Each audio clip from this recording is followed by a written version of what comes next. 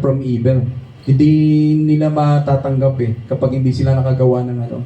And he walks with the wise men will be wise, but the companion of fools will be destroyed. For don't be conformed to the world. Sorry. Don't conform to the world. Bible says in Romans 12:2, and do not be conformed to this world, but be transformed by the renewing of the mind, that you may prove what is that good and acceptable and perfect will of God. Alam natin kung anong gagawin natin sa buhay natin. Kaya sinisway tayo ng Panginoon doon. Di ba? And in John 2:15, do not love the world. Do not love the world or the things in the world. If anyone loves the world, the love of the Father is not in him. So, mga kapatid, we know that if we are not in the right way, serving our God, na binibigyan natin halaga or nagpo-focus tayo sa worldly things, wala sa atin yung Panginoon, di ba? This is not your cup of tea, di ba?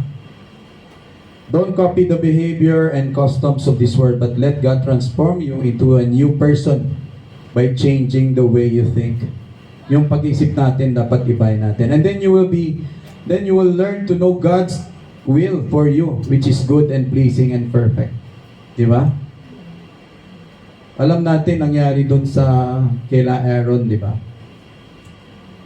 When the time Moses bring them to the wilderness, and then they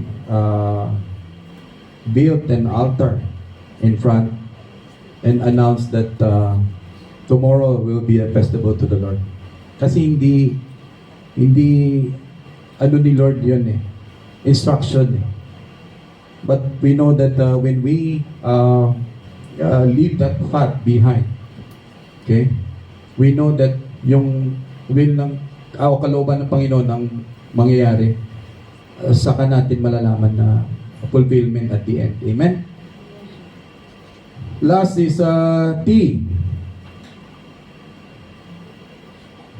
Take time and trust God. Alright? God's timing is always perfect, even when we cannot see it. Question: do we trust God, our Lord, in all our ways?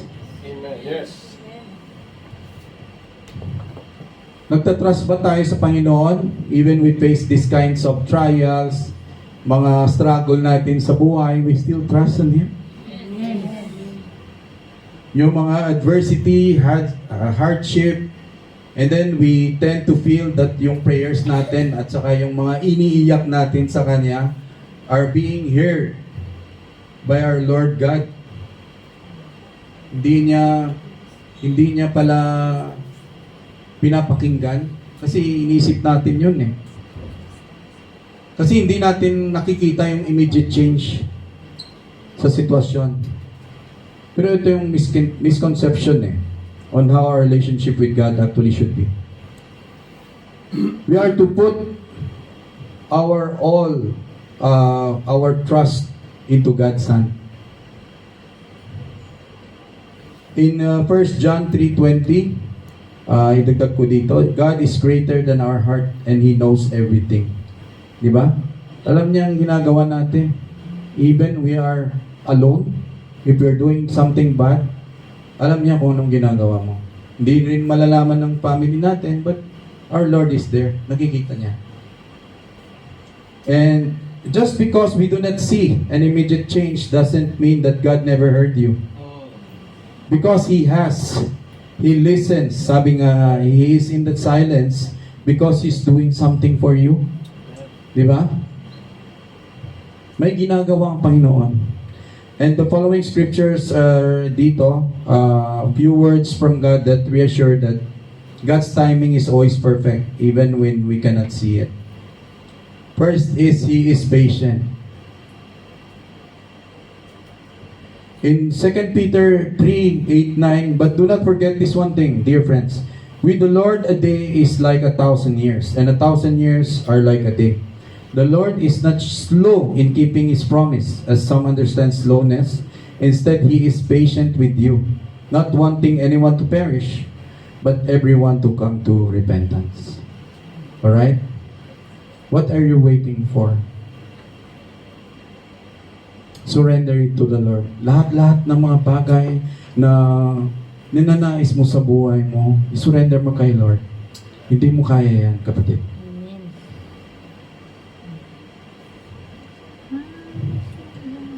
What we must complete, understand, as seeing a slow response is due to God not listening to us. We are not taking time to be patient. God is patient with us, and we in return should be patient with Him, di ba? Maging patient din tayo. Madali sa atin i-compare sa iba na and wonder why yung isang kapatid kahapon lang niya na-mention na dinadalangin niya na magkaroon na siya ng visa. And then we see it and he declares it. Because God has His own timing sa kanyang buhay. May time yun eh. We, like the seasons, di ba? Kapag tumanim tayo, di ba may oras yun na maglalago yung isang palay. Hindi ka naman pwedeng magtanim ng palay sa winter, di ba? It will be on the summer. Alright? Those who are farmers here know that we have to do 2 or 3 crops a year. But yung iba, ninanais, maging 6 na crops. Hindi pwede yon. Because they know, they tend to push their limit and doing their own will, not kalooban ng Panginoon. Amen? We need to understand that there is a purpose and reason for something not happening or not changing. You know, mga kapatid, it is us that needs to be doing the changing. Tayo dapat yung mag-change. Starting with being patient. Okay? Dapat matiyaga tayo. Sabihin mo sa katabi mo ngayon, be patient. Ayan.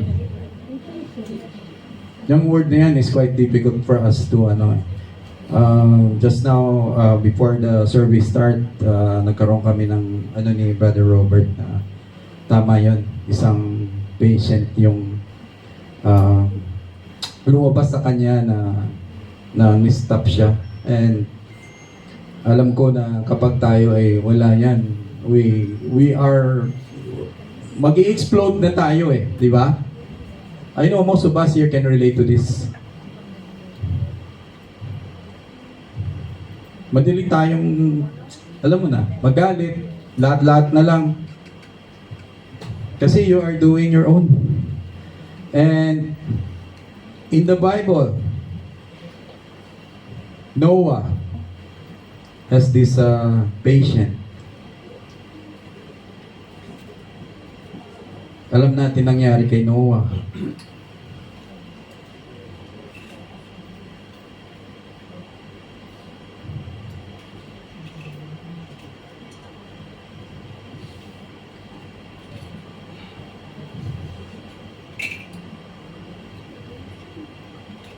There was nothing that Noah could do help the waters recede faster nung pagdating na po nila. It took 150 days for the water to fully remove from the earth, di ba? And he sent out a raven first to see if there was any vegetation. But then he sent a dove out 3 times. He was really wanting to get out of the ark. Yung parang na-stuck ka na doon and then you want to get out, di ba? We always have this feeling na gusto natin makalabas na sa isang sitwasyon na we are always bagot, troubled, di ba? So, at once it is recorded that Noah complained. Hindi siya nag-complain. Not once it is recorded that he was mad at God. Not once it is recorded that Noah was frustrated and he had to wait on God for how long. If Noah wasn't a patient man through this process, i-assume na natin that he produced some patience. Kasi na tumutubo lang yun eh. And Noah had some patience. Tanong na naman tayo. What is easily taught was not as soon learned? What is easily preached but not soon believed? What is a good advice but not easily followed? It is well spoken but hard to do. Ano yan? Are you following me? Ang sabi dito, ang madaling ituro ngunit hindi agad natutunan. Madaling ipangaral ngunit hindi agad paniniwalaan. Mabuting payo, ngunit hindi madaling sundin. Mahusay magsalita, ngunit mahirap gawin. Ano ito?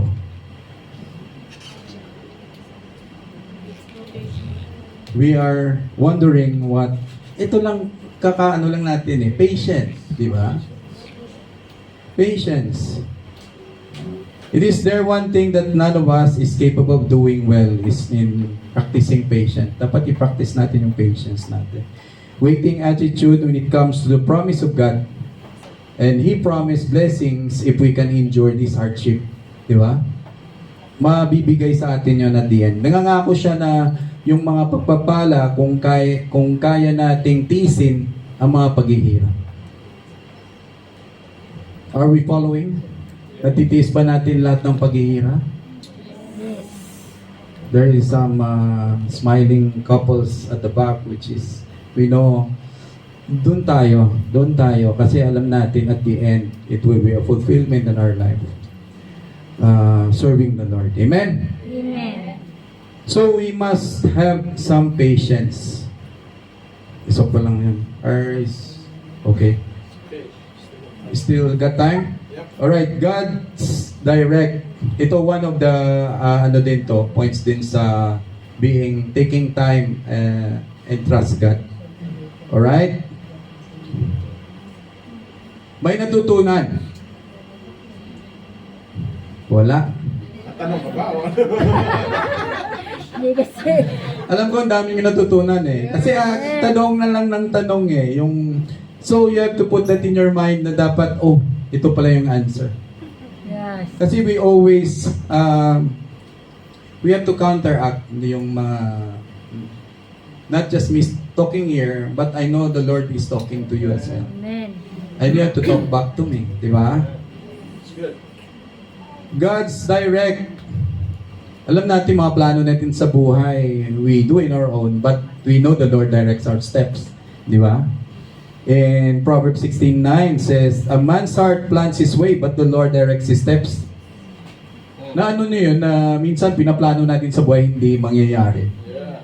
But we know, isang iglap lang, bakit nangyari yun? Kasi kalooban ng Panginoon eh. Amen? Amen. Lahat tayo guilty sa mga pre-planning sa